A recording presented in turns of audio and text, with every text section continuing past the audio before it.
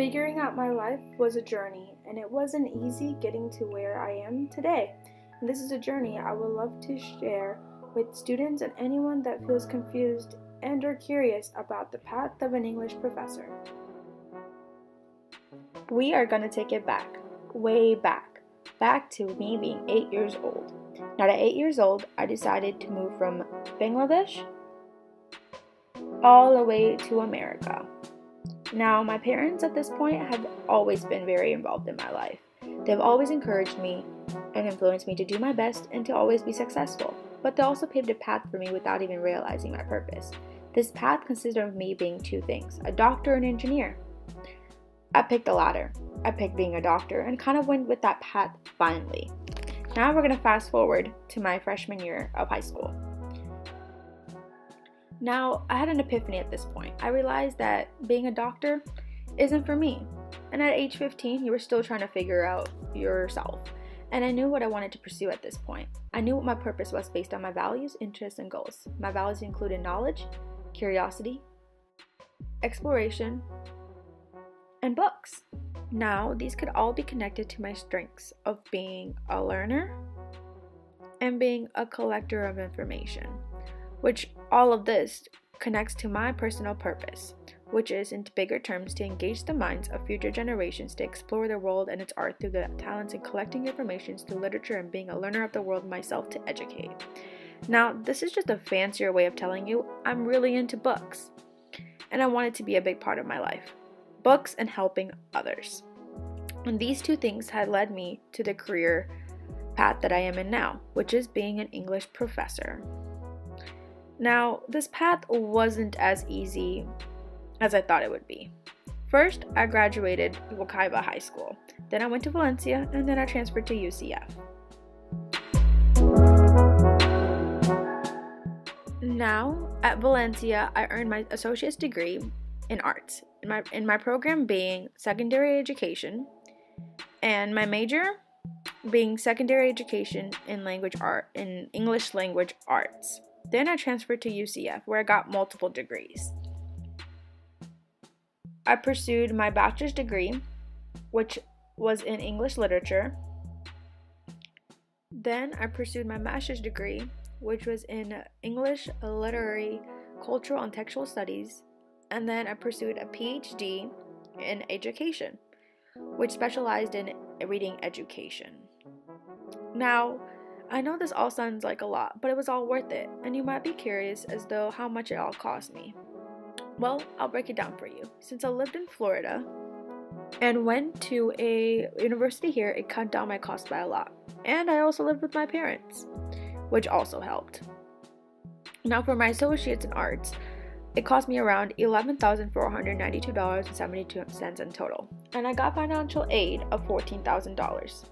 This meant I had about $2,500 left over, which I did save. Now, for my bachelor's degree, which was around $15,196, I also got financial aid of $14,000. This meant I had about $1,100 I had to pay out of my own pocket, which I did based on the savings I got from my associate's degree. For my master's and my PhD, things got a little complicated. This is where I did have to take out loans. For my master's degree, it cost me $11,000 in total, and I did take out a Perkins loan of $10,000. This meant I paid about $1,000 out of my own pocket. For my PhD, it cost me around $23,000, and I took out a direct, unsubsidized loan. Now, this meant with my master's degree and my PhD combined, I had about $33,000 in student debt. I don't see these loans as that bad. It could have been a lot worse. And $33,000 could be paid off very easily within the next couple of years. Now, I did have resources at Valencia to make sure that I was on the right path and to make sure I wasn't taking out a whole bunch of loans. I had my SLS class, my career advisors, and even my English professor who has helped me along the way.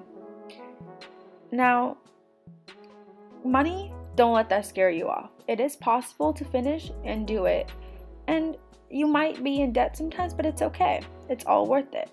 Now I am an English professor at University of California in Berkeley. Now, I didn't get to this pass easily. After my bachelor's degree, I did have to get a teaching certificate to make sure I could teach. And I did that just so I could teach high school at Wekiva High. And then after my master's degree, I transferred to Valencia and taught English there for about 6 years until my PhD. After 2 years of getting my PhD, I decided to teach English abroad to Cambodian Buddhist monks through the GIV program, which basically is volunteering to teach at a different place. I did this for about 2 years, then I returned back to the US and I applied for the position at UC. And I landed a job here as an English literature professor.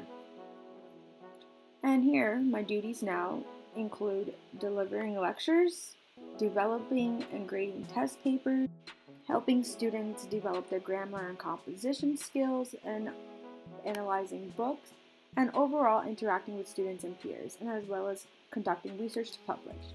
And now you're wondering, what kind of skills do you need to be a teacher? Well, one of the most important ones, in my opinion, is communication. Now, for communication, it is not only important to communicate with other students, but with people you work with. Other skills include critical thinking, social perception, patience, time management, active listening, and of course, reading comprehension. Now, my entire career path was influenced by one of my English professors by the name of Dr. Phillips. Not only was he a great professor, but he included what he loved, such as TV shows and types of music, into his teaching. He gave me the advice of traveling and to love what I am doing. This has helped me to do two things: to love what I am doing and to explore the world. Now, overall, I have given you guys some insight in my journey and my path to become an English teacher. Now, this path isn't easy, but if this is a path you are pursuing, I highly recommend it. My advice would be to use your resources, including people and the environment. Don't be afraid to explore and get out of your comfort zone. And it's okay if you don't have everything figured out right now. There's always time. Take everything step by step.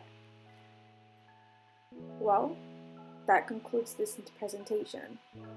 If you have any questions or concerns, please let me know. Thanks for watching.